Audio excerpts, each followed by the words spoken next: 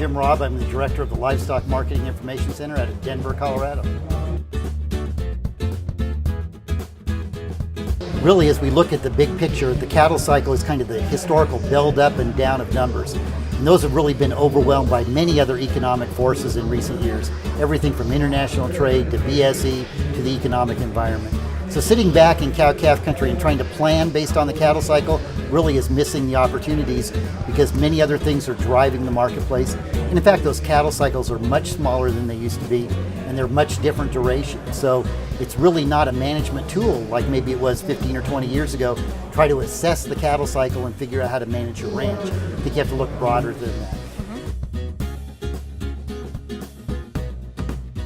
It really is the nature of the marketplace. As producers, we think about head, but in the meat market overall, it's really the pounds of meat being produced and the economics of efficiently doing that. But really then there's the next disconnect is really at the consumer level. And consumers are really buying meals. They're buying either in the restaurant or at the grocery store a meal package. And that's a really difficult transition to make those linkages and really understand that the consumer is doing something different, where beef, for example, is just part of the plate.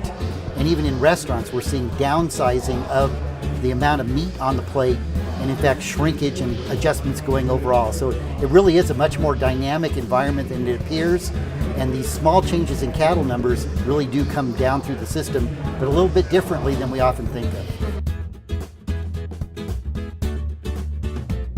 I think those meal solutions are really a bigger picture item. The whole industry needs to understand that we spend about half of our dollars on beef away from home, and about half of the dollars for beef are spent in the grocery store. So we really just need to better understand that consumer and really give them what they want. These high levels of beef prices at retail and at restaurants, they really want a very high quality product, and if we don't produce a high quality product, we're going to see negative feedback coming from consumers, much more than we saw a few years ago when beef prices were half these levels.